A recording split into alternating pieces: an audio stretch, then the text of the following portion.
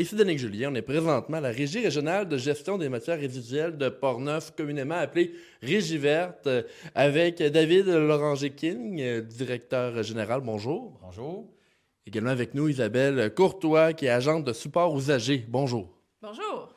Eh bien, on parle aujourd'hui du programme certifié Régie qui a été annoncé lors de l'automne 2023, mis en pratique à partir de février 2024. Isabelle, vous êtes bien impliquée dans ce projet-là. Qu'est-ce que c'est exactement? Donc, dans le fond, le programme Certifié Régie, c'est un programme que la Régie voulait mettre de l'avant pour reconnaître, pour encourager les entreprises à mieux gérer les matières résiduelles. On se rend compte qu'en entreprise, c'est pas évident toujours de savoir qu'est-ce qu'on met, comment qu'on fait notre tri. Donc, la Régie offre, dans le fond, le service clé en main. On se présente en entreprise, on va faire le diagnostic complet. Ensuite, selon le nombre d'actions qui a été implanté à l'interne, on va pouvoir accorder une certification sur 3 niveaux. Donc, dépendamment du niveau atteint, on va donner un niveau engagé, un niveau performant ou un niveau ambassadeur. Puis pour les entreprises, ce qui est le fun, c'est que ça leur donne beaucoup de visibilité. Hein? C'est ça que nous, on peut offrir, c'est de la visibilité. Puis on est gagnant là-dedans. Nous, à la Régie, on réduit toujours le tonnage à l'enfouissement, donc le taux de déviation est augmenté là, par conséquent. Alors, David, vous êtes le directeur général de la Régie. Une initiative comme ça qui implique les entreprises, en quoi c'est important là, pour vous?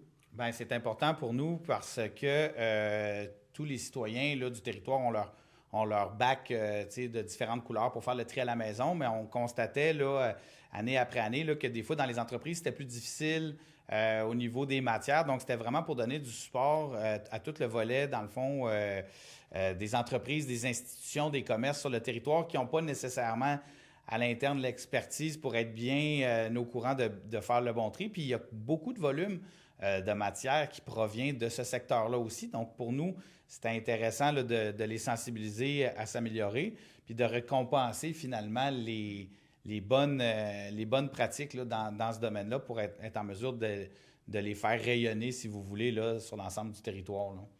Donc, de ce que je comprends, on parle quand même quand on est dans une entreprise, on ne parle pas nécessairement de recycler la production, mais plutôt le recyclage courant qu'on ferait dans notre maison, de le faire exactement de la même façon dans l'entreprise dans laquelle nous travaillons. C'est ça? Bien, dans le fond, oui, en partie, on va se concentrer déchets, recyclage, compost. Donc, on va implanter des collectes de matières organiques, par exemple, surtout dans les restaurants, les épiceries. Donc, ça vaut vraiment la peine d'aller dans cette direction-là. Mais par contre, on va aussi implanter des mesures peut-être de réduction à la source. On peut peut-être suggérer des projets d'économie circulaire. Donc, les rejets des uns deviennent la matière première des autres. Donc, on va vraiment faire un diagnostic complet. Ce n'est pas juste mettre ton papier dans le recyclage, ton carton dans le recyclage.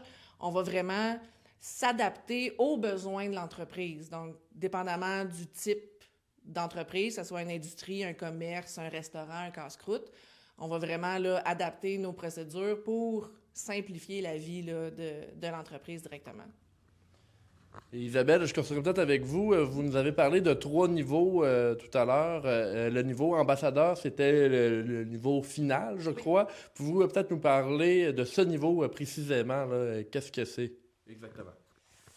Dans le fond, le niveau ambassadeur, c'est notre plus haute échelle là, qu'on peut obtenir. C'est 6 actions implantées dans l'entreprise qui va donner, dans le fond, un niveau ambassadeur. Donc, les actions, c'est varié, ça dépend des entreprises. Ça peut être un bureau qui se fait une station de café zéro déchet.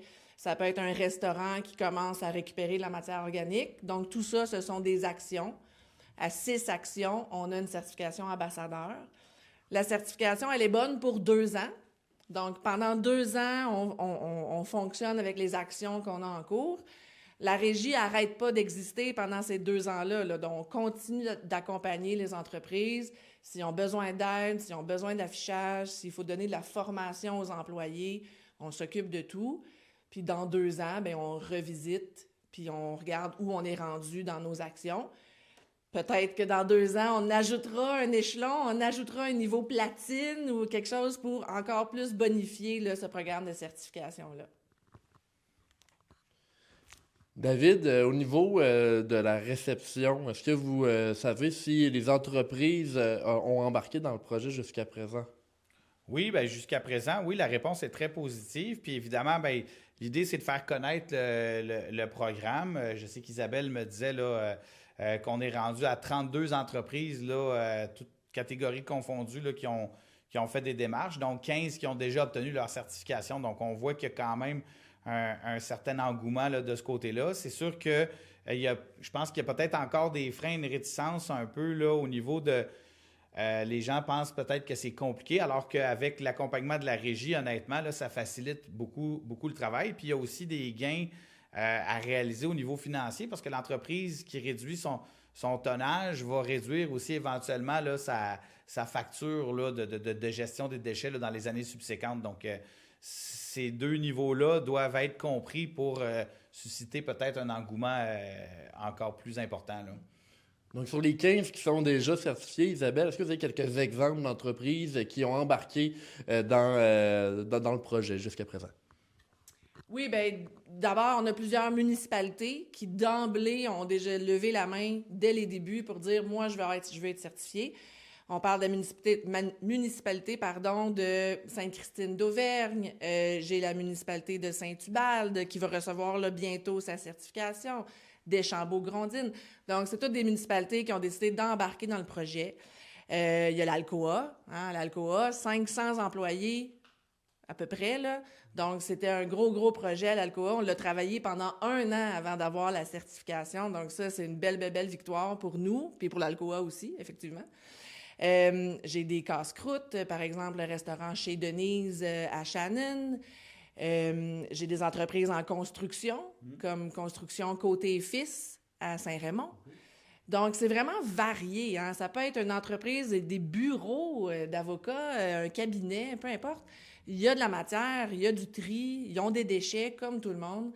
C'est pas besoin d'être un restaurant nécessairement qui va bénéficier, par exemple, d'une collecte de matière organique.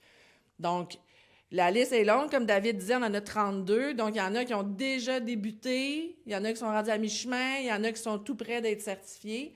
Puis, j'ai des demandes qui rentrent là, à chaque semaine, qui lèvent la main, qui disent « Hey, j'aimerais ça, moi aussi, voir là, qu'est-ce qu'on pourrait faire dans mon entreprise. » Et comment font les entreprises pour justement lever la main, comme vous le dites? Ils communiquent directement avec vous?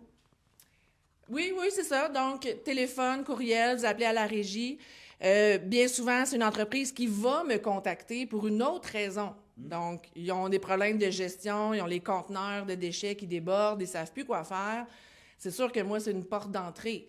Donc, on va gérer ça au téléphone, je vais leur offrir le programme de certification. Je vous dirais que pas loin de 50% des cas d'entreprise ont été approchés de cette façon-là.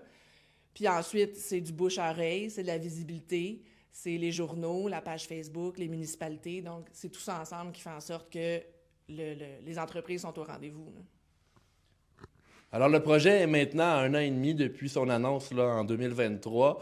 C'est quoi la suite? Parce que je sais que vous avez d'autres choses que vous voulez ajouter au programme de certification régie. Qu'est-ce qui s'en vient?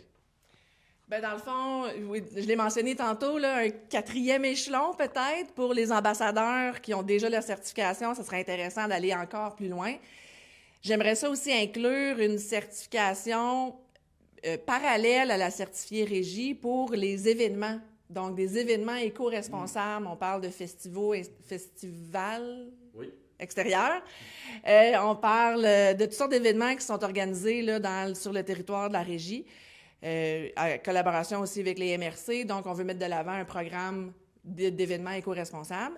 Et, primeur, nous pensons organiser peut-être un gala, donc vraiment un événement qu'on convierait les certifiés pour assister à un gala où on pourrait là, vraiment ajouter une récompense supplémentaire pour les entreprises qui sont vraiment démarquées ou qui ont vraiment là, mis en place là, des mesures exceptionnelles. Donc ça, on regarde ça là, pour automne 2025, donc on aimerait bien ça mettre ça de l'avant là, cette année. Merci beaucoup, Isabelle. David, est-ce que vous avez quelque chose à dire là, en terminant concernant le programme certifié régie en tant que directeur général? Merci. Bien, En fait, c'est juste de reconnaître, comme on parlait tout à l'heure, des entreprises là, qui ont déjà commencé là, soit à être certifiées ou s'inscrire au programme, puis de pas sous-estimer, là, si on peut dire, le cumul de tous les gestes qui peuvent être faits là, dans le quotidien. C'est un peu ça qu'on cherche à faire valoir, c'est que la matière résiduelle, quelque part, on en génère tous. C'est l'affaire de tous, c'est pas juste à la maison. On veut que les commerces aussi là, effectuent, si vous voulez, le changement là, des actions pour permettre de continuer de réduire les déchets et qui vont être éliminés ou qui vont être envoyés à l'enfouissement, surtout lorsque on a un débouché là, pour ces matières-là qui sont recyclables ou compostables. Donc, dans le fond, c'est vraiment cette idée-là là, qu'on cherche à faire avancer là, auprès des acteurs du territoire. Puis, comme dit Isabelle, bien, à ce moment-là, quand ils obtiennent le volet ambassadeur, c'est que c'est les entreprises elles-mêmes qui sont capables de faire avancer aussi là, à travers leurs employés, leurs clients ou leurs collaborateurs des actions là, qui peuvent favoriser la saine gestion des matières résiduelles. David Loranger-King, merci beaucoup. Merci. Isabelle Courtois, merci.